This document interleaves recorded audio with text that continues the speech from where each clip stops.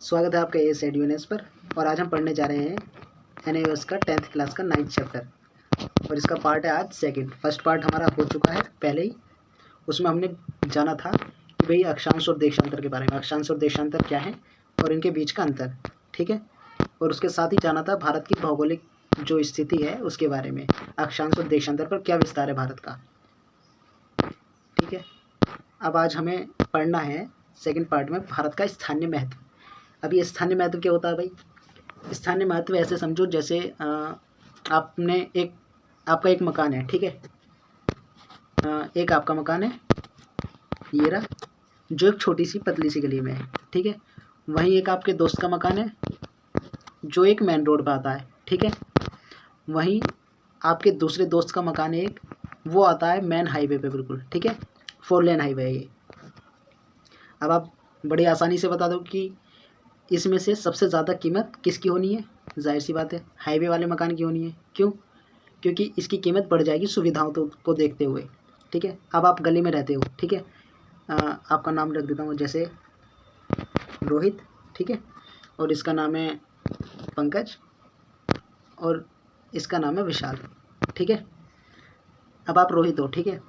तो आपका मकान कहाँ है? एक पतली सी गली में। तो वहाँ पे इतनी सुविधा नहीं हो पाएंगी और यातायात के जो संसाधन है वो भी अच्छी तरीके से काम नहीं कर पाएंगे। वहीं जो आपका पंकज है उसका मकान एक मेन रोड पर आता है, ठीक है। तो उसके लिए सुविधाएं थोड़ी बढ़ जाएंगी। वहीं जो आपका फ्रेंड है दूसरा विशाल, जिसका मकान आता है 4 लेन हाईवे के पास, तो इसकी कीमत क्या होगी? जाहिर सी बात है आप दोनों के मकान से ज़्यादा होनी है इसकी कीमत, ठीक है। अब वही बात करेंगे हम एक देश को लेकर। देश को लेकर कैसे भाई? कि भाई जो एक देश होता है उसका भी तो कुछ इसी तरह की कंडीशन होंगी। जैसे आपका एक छोटा सा मकान होता है, उसी तरह से देश के लिए भी जगह की महत्व जो होता है वो बहुत ज़रूरी होता है और बढ़ जाता है उसके विकास के लिए। पूरा भारत, ठीक है। ये आपको इसका स्थान दिखाई दे रहा है, जगह दिखाई दे रही है, पोजीशन, कि भाई ये वर्ल्ड में कैसा है। यहाँ पे आप सारा ये जो वाइट वाला भाग देख रहे हो, ये सारी क्या है? भूभाग है। भूभाग मतलब ज़मीन है, ठीक है। और ये जो हल्का ब्लू ब्लू सा देख रहे हो हिस्सा, ये सारा क्या है? पानी है, ठीक है। अब एक देश का विकास कैसे होता है? जाहिर सी बात है कि भाई जो फिलहाल अभी भारत की बात कर रहे हैं, तो वैसे भारत में जो है सभी संसाधन क्या है? लगभग सभी संसाधन पाए जाते हैं, ठीक है। लेकिन कुछ संसाधन या कुछ ज़रूरतें ऐसी होती हैं जो हमें बाहर से आयात करनी पड़ती है, ठीक है। एक देश जो है उसके लिए आयात और निर्यात बहुत ज़रूरी होता है। क्यों? उस देश की अर्थव्यवस्था को बढ़ाने के लिए और विकास के लिए। अब आयात और निर्यात क्यों होता है भाई? ये भी पता चल गया। और आयात निर्यात क्या होता है ये भी पता ही है, चलो बता देता हूँ एक बार। आयात है ना, इसे कहेंगे इंपोर्ट, और जो निर्यात होता है, ठीक है, उसे कहते हैं एक्सपोर्ट। मतलब जो हमारा भारत है अगर कोई सामान किसी और देश को भेजता है तो वो होगा हमारा निर्यात या फिर एक्सपोर्ट। अगर हम किसी बाहर देश से कोई सामान कोई वस्तु मंगाते हैं तो वो होगा हमारा आयात या फिर इंपोर्ट। क्लियर है? चलो, अब सिर्फ आयात निर्यात सामान या वस्तुओं का नहीं होता, आयात निर्यात संस्कृति और विचारों का भी होता है, ठीक है। ये अभी हम थोड़ा रुक के पढ़ेंगे, पहले ये पढ़ लेते हैं भारत की स्थिति के बारे में सही से। तो भाई ये दिखता है हमें कि भारत जो है एशिया महाद्वीप में स्थित है। यहाँ तक सबको साफ है, ठीक है। यहाँ से अगर आपको व्यापार करना है, ठीक है, व्यापार क्या करोगे? जैसे भारत के पास क्या नहीं है? तेल नहीं आता, ठीक है।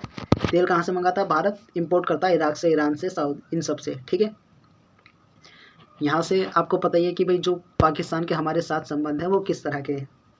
अगर पाकिस्तान से हमारे संबंध अच्छे हो जाए तो इराक से हमारे पास डायरेक्ट पाइपलाइन आ सकती है तेल की, जिससे क्या होगा? तेल सस्ता हो जाएगा।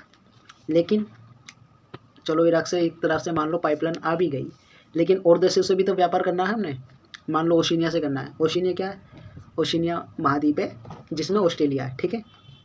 वहाँ से व्यापार करना, वहाँ से तो पाइपलाइन नहीं आएगी, तो वहाँ से तो समुद्री मार्ग का रास्ता लोगे आप, है ना, समुद्री मार्ग का। और समुद्री मार्ग ही क्या होता है? सबसे सुगम साधन होता है व्यापार के लिए, आयात निर्यात के लिए। क्यों? एक तो सस्ता पड़ता है और दूसरा इसमें जो होता है सामान जो होता है वो भाई भर भर के सामान आता है। देखे हो ना वो जो शिप्स आती हैं इतनी बड़ी बड़ी आती हैं, उसमें तमाम कंटेनर भरे पड़े रहते हैं ऊपर तक, ठीक है। बहुत सामान लेकर आते हैं एक बार में, कई गाड़ियाँ बहुत सामान लेकर आते हैं, कई कई हज़ार कंटेनर लेकर आते हैं। अब देखो भारत की जो स्थिति है ये आपको समुद्र में भी मिलेगी और ज़मीन पर भी मिलेगी, ठीक है। तो आप दोनों तरह से फ़ायदे में हो। फ़ायदे में कैसे? अब नेपाल का एग्जांपल लो, ठीक है, ये रहा नेपाल, दिख रहा है। अब नेपाल को व्यापार करना है इराक के साथ, नेपाल को व्यापार करना है इराक के साथ, ये रहा इराक, ठीक है। यहाँ से तेल मंगाना है इसने, तो इसकी कोई भी ऐसी सीमा है जो समुद्र से या पानी से टच हो रही हो? कोई नहीं होती, है ना। ऊपर से सारे में हिमालय है, यहाँ पे ऊपर में सारा हिमालय है और नीचे में ये पूरा चारों तरफ से भारत से घिरा हुआ है, समुद्र से कहीं नहीं गिर रहा। तो इस वजह से क्या होता है, इसे सारा जो आयात निर्यात करना होता है वो करना होता है सारा स्थानीय माध्यम से। स्थानीय माध्यम मतलब जो सड़क परिवहन है या फिर रेल मार्ग है, इन सब से। या तो ये सड़क परिवहन से करेगा या फिर करेगा रेल मार्ग से, ठीक है। समुद्री मार्ग से नहीं कर पाएगा ये, क्योंकि इसकी कोई अंतर्राष्ट्रीय सीमा ऐसी है नहीं जो समुद्र से किसी भी छोर पर लगती हो। लेकिन भारत की देखो, भारत की एक बहुत बड़ी सीमा, बहुत बड़ी कितनी भाई, लगभग 6100 किलोमीटर जो लंबी सीमा है, ये भारत की तटरेखा है। तटरेखा क्या? जो सीमा पानी को छूती है उसे कहते हैं तटरेखा, ठीक है। 6100 किलोमीटर लगभग ये हमारी पानी के साथ जुड़ी हुई है सीमा, और बाकी है लगभग 1500 किलोमीटर हमारी ऊपर स्थान की। अब हम दोनों तरह से व्यापार कर सकते हैं, ठीक है, स्थान से भी और जल से भी। इसी वजह से क्या है, भारत के पुराने समय से ही क्या है, व्यापारिक संबंध बहुत अच्छे हैं। कैसे व्यापारिक संबंध? व्यापारिक जो संबंध है भारत के, वो पुराने समय से ही क्या है, बहुत अच्छे हैं। क्यों अच्छे हैं? जाहिर सी बात है यार, जब सारी सुविधाएं हैं तुम्हारे पास तो काहे अच्छे नहीं होंगे भाई। पानी से तुम व्यापार कर सकते हो, ज़मीन से तुम व्यापार कर सकते हो, दोनों तरह की सुविधाएं हैं तुम्हारे पास। एक देश को और क्या चाहिए, उसकी सीमा पानी से लगती हो, स्थान से लगती हो, और उसके पड़ोसी अच्छे हों। पड़ोसियों की खैर बात आपको पता ही है कितने अच्छे हैं सारे, तो उसमें नहीं घुसना। अब यहाँ से व्यापार होता है हमारा, ठीक है, समुद्र मार्ग से, और दूसरा एक व्यापार हो जाता है हमारा स्थान मार्ग से, जैसे नेपाल से, बांग्लादेश से, भूटान से। अब मान लो एक तरफ सोचो कि चीन से मंगाना है नेपाल को कुछ सामान, ठीक है, कोई प्लास्टिक प्रोडक्ट है वो मंगाना है, ठीक है। अब वो यहाँ से नहीं आ सकता। क्यों नहीं आ सकता? यहाँ खड़ा है भाई इनके चाचा हिमालय। अब हिमालय को इन्हें लांग के आना भाई बड़ा मुश्किल लपड़ा है। क्यों?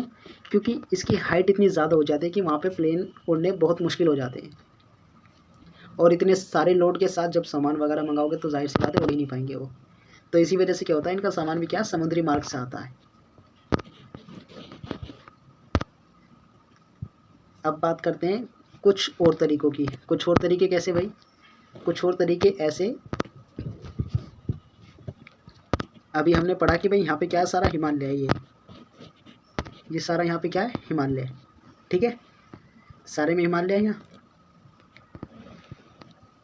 अब हिमालय के बीच में ये पूरा अच्छा खासा यहाँ से यहाँ तक जा रहा है सारा, इस तरह से, ठीक है, ऐसे। अब इन पहाड़ों के बीच में, हिमालय क्या पहाड़ की तो श्रृंखला है, सिर्फ माउंटेन्स ही हैं सारे। अब इनके बीच में क्या होता है, एक छोटा छोटा सा जो होता है गैप रह जाता है, ठीक है जी। दो पहाड़ों के बीच पतला रास्ता क्या कहलाता है, दर्रा कहलाता है। दर्रे को कहते हैं पास, ठीक है। अब एग्जांपल लेते हैं जम्मू कश्मीर में जो बुर्जिला दर्रा है, ठीक है, जम्मू कश्मीर में जो बुर्जिला दर्रा है, ठीक है, ये, ठीक है। तो यहाँ से क्या होता है, लोगों का आना जाना हो जाता था पहले भी और अब भी। अब जब लोगों का आना जाना हो जाता है यहाँ से, तो उनकी संस्कृति और विचार भी आते हैं। अब ये यहाँ से नहीं आते, आप कहीं से भी लोगों के साथ आना जाना करोगे तो ये सब तरह से आएंगे। सब तरह से कैसे भाई? जैसे मान लो इराक से आए कुछ लोग भारत में, तो उनकी संस्कृति का असर हम पे पड़ेगा और हमारा उन पे पड़ेगा। और कुछ आए मान लो अमेरिका से, यूएसए से, ठीक है, यूएसए से आए, उनकी संस्कृति का हम पे असर पड़ेगा। संस्कृति क्या भाई? संस्कृति मतलब जो हमारा रहन सहन होता है, ये सब। जैसे अभी हम ज़्यादातर जो लोग हैं वो क्या पहनते हैं, पैंट, बॉयज़ की बात कर रहा हूँ, पैंट और शर्ट, ठीक है। ये सारा क्या है, वेस्टर्न कल्चर है, मतलब पश्चिमी संस्कृति है। तो पहले इंडिया में ऐसे पहनते थे नहीं, जब वहाँ से पश्चिमी देशों से लोगों का आना जाना हुआ, उनकी संस्कृति को, उनके विचारों को भारत में भी अपनाया गया और भारत के विचार भी पश्चिमी देशों में अपनाए गए। ये होता है संस्कृति का आदान प्रदान या फिर कल्चर का, ठीक है, आदान प्रदान। अब इससे विचारों पर भी फर्क पड़ता है, लोगों के विचार कैसे, जैसे कुछ विचार वहाँ के अच्छे होते हैं, जैसे वहाँ पे सपोज करो कि भाई आपके फेवर में रख लेते हैं स्कूलों में कि भाई 2 दिन की छुट्टी, ठीक है, स्कूलों में 2 दिन की छुट्टी कर दी ब्रिटेन ने, एग्जांपल ले रहा हूँ, है नहीं, कभी सोचो हो गई है, ठीक है। तो 2 दिन की छुट्टी हो गई भाई ब्रिटेन में। अगर मान लो इंडिया की सरकार को वो अच्छा लगता है तो इंडिया भी कर सकता है, उसे यहाँ पे कर सकता है, नहीं कर सकता। तो ये होता है विचारों का आदान प्रदान, ठीक है, कल्चर और थॉट्स, इन दोनों का भी आदान प्रदान होता है। ये होता है कि स्थानीय महत्व, ठीक है, जिससे पूरी तरह से प्रभावित होता है एक देश। अगला टॉपिक है हमारा भारत के राज्य और संघीय राज्य, मतलब जो भारत के स्टेट हैं और यूनियन टेरिटरी हैं। अब बात करेंगे हम उनके बारे में, ठीक है। अब देखो भारत का जो इतना बड़ा एरिया है, कितना बड़ा, लगभग 32.8 लाख वर्ग किलोमीटर जो एरिया है भारत के पास, उसे सही तरह से चलाने के लिए, चलाने से मतलब भाई, चलाने से मतलब है कि शासन प्रशासन व्यवस्था चलाने के लिए, शासन व्यवस्था, ठीक है। अब ये सब क्या होता है, ये सब पढ़ना हमने बाद में, जब आपके आगे किताबों में आएगा। फिलहाल इतनी समझ लो, शासन व्यवस्था चलाने के मतलब आपके हिसाब से बात करूँ तो जो कानून व्यवस्था है उसको सही तरह से चलाने के लिए, लागू करने के लिए जो प्रशासन है वो कई चरणों में बटा हुआ है। कई चरणों में कैसे, बिल्कुल निचले स्तर से और ऊपर तक जा रहा है। निचले स्तर से कैसे, मतलब भाई पंचायत है आपके पास, है ना, पंचायत कहाँ होती है, गाँव में, सही है।